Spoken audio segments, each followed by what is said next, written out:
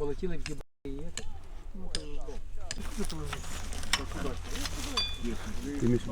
Лучше, чем кепки. Угу. Что там, крыльца? Давай крыльца. На поле на всем лепестки есть. Поэтому тут ходить только по протоптанным. А де рюкзачок? Збірка літачка і підготовка до польоту. Тобто ми склали його докупи. От. Я зараз ставлю батарейку і фіксую її за допомогою фастекса, який завжди складно фіксувати, бо туди треба 2 руки засунути. А так? Да. Скільки часу йде для того, щоб зібрати? Підготовка до зльоту десь 15 хвилин. Якщо поспішати, то 15 хвилин це в принципі вкладаємося. Зазвичай трошки повільніше, щоб контроль, нічого не пропустити, важливо. Якось так. І по загальному намагаємося контролювати кожен кожного, бо це відповідальність така місія, що кожен свої там помилки допускає і проконтролювати, щоб колега не допустив ці помилки, щоб максимально зберегти і максимально ефективно виконати поставлену бойову задачу. Яка для вас ідеальна погода для польоту? Ідеально, ну це там вітер 5 метрів в секунду і без хмар. Це для нас саме ідеально. А далі вже. Ван, да, Ярик? Да. А далі вже як по обставинам. Ну, Следующий. взагалі, чим менше хмар, тим у нас краще. Чорний. Вітер вже то таке, ну так. Аби дождя не було, також це для нас головне. Ну і для ворога пілоти, оператори БПЛА це ціль номер 1, можна так сказати. Якщо ворог побачить танк і пілотів, в пріоритеті будуть пілоти, бо пілоти роблять набагато більшу шкоду. Як ми, так і вони. Так що якщо ми також побачимо пілотів, ми будемо в першу чергу знищувати пілотів. Так що максимально маскуємось. Мінімальне переміщення, максимальне маскування.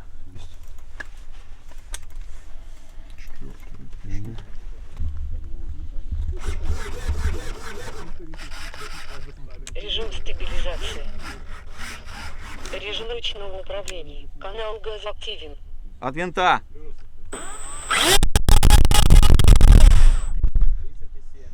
Блокировка канала газа. Выше. А я ось сюди, щоб Ага. Це трубка ПІТО. Якщо хто пов'язаний з авіацією, то знає, що це датчик, який вимірює швидкість вітра. Як наземну, так і повітряну швидкість. Щоб ми розуміли, з якою швидкістю летить літачок. Ну і сам там бортовий комп'ютер розраховував, як повернутися додому, якщо що. Це дуже важливий датчик. Я подивився, якщо зараз наші є, то можна, знаєш, наші... Знаходимо ворогів в першу чергу, як вони свині, то вони багато залишають сміття, а де багато сміття, у 90% там перебувають наші вороги. Далі це відблиски скла, якісь металеві речі дуже-дуже, ну і накатки. Тобто видно, де заїжджала техніка свіжа, або там вчора, позавчора, і це теж фактором виявлення дуже-дуже великим є. Обережно.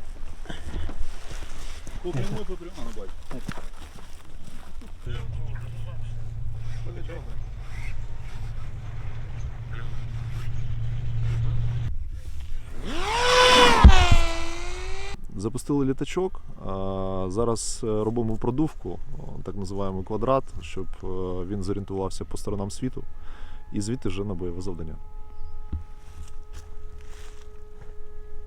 Я вот думал сюда подойти, Да, помню. да. И сдалека начинаем смотреть, потому что там у Вовы есть еще коры, там склад БК був і гради. Добре. Ми займаємося пошуком позицій ворожого РЗСО. Це гради, урагани, смерчі. Вони достають по цим територіям, де зараз знаходиться наша піхота, достають дуже легко. І наша задача знайти як можна швидше ці гради, це РЗСО, для того, щоб унеможливити їхні діяльності. До води дійшов? Ні, ще. Дійди до води, посмотриш.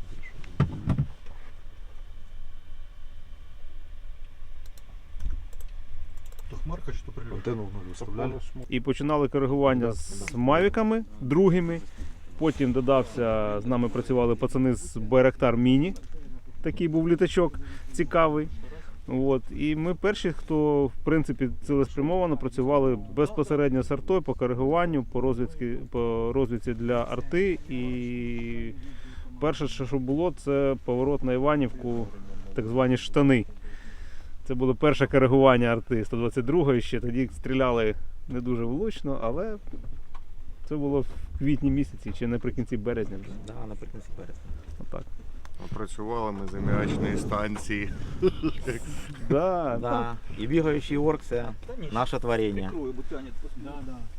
У нас є псих коптер, і у нас є псих Його власник. Ну, в житті я нормальний. Да, в житті він нормальний. Це ще питання. Ну це він знімав бігаючого орка, це його творчість.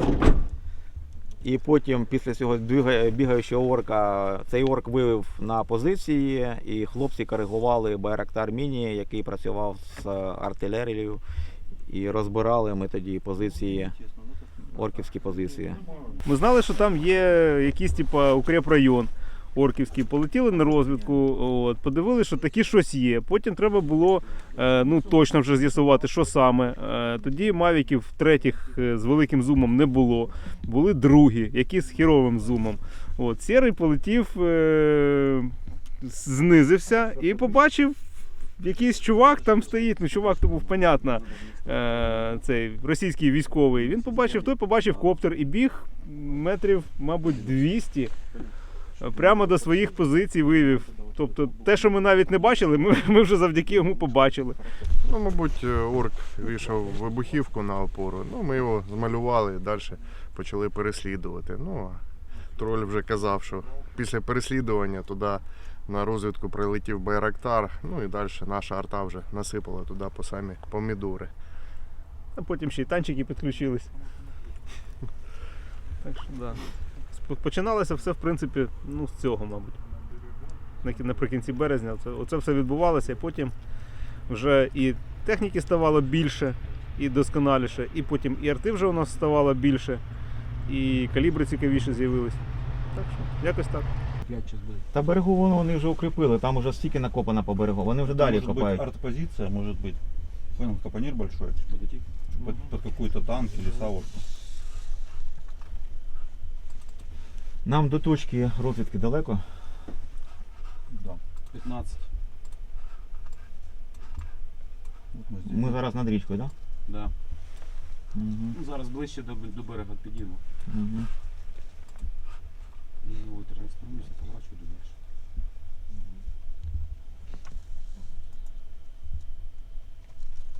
Щось стоїть в капонірі, так? Да? Ну, там или готовятся для заезда в капонир. Ні-ні-ні. А ну, подивись в скрін. Блядь, это не ПВО случайно, блядь? Щось дуже здорове стоїть. Или выкопано, Зазумлюємо. или копают просто большое, или мусор какой-то. Стоп, тормози. Зум один назад. Стоп. Зум один Да, назад. подожди, не дергайте Оп. его. Не Один. дергайте его, дайте ему навестись.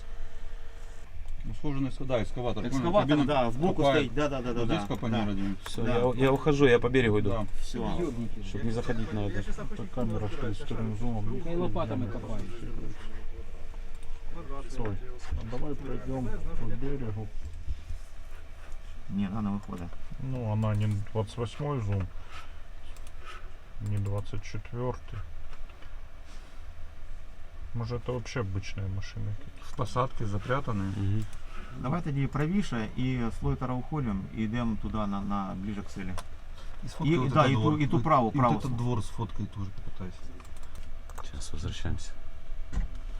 Андрюха!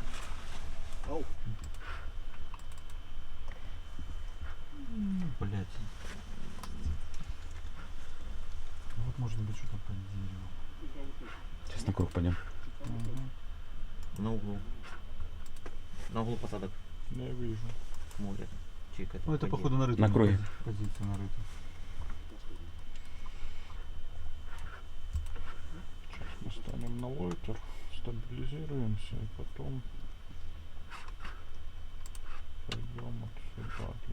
На тій стороні там стоїть регулярна армія, вона дуже гарно закопується, причому вона зараз будує десь 2, може більше лінії оборони. Одна майже під берегом, друга йде трохи далі в глибину, і риються вони, там притащили дуже багато військової техніки, яка професійно риє, зариває усю техніку, особливий склад, і вони готовляться до оборони. Не змінилось. Покажи тут по дорозі через поле. приезжают на огневые, Мгм, отработали мгм. и уехали. Так же само, как мы тогда градус рисовали. Угу. То есть нам надо параллельно этой дороге, логика та же. И тогда, смотри, мы залетали туда глубже, и я глубже видел еще больше, больше и больше.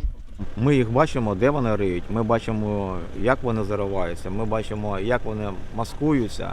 Трохи пізніше вони туди заведуть особливий склад, і ми почнемо потрошку їх знищувати. Зараз літачок повертається в завдання. Зараз десь до нас вже 2-3 кілометри, вже зараз його будемо спостерігати у повітрі, будемо саджати, замінювати АКБ і далі на дорозвідку. Ну, нормально. Чи не нормально? Далі на круг, висота 550. А напрямок? Говорим за те, що компанія А, все. Я бачу літачок.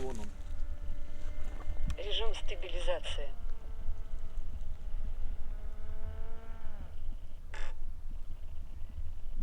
Отходь.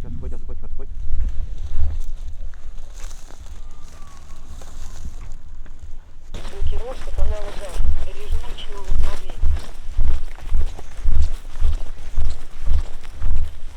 Лелека дуже класний літачок.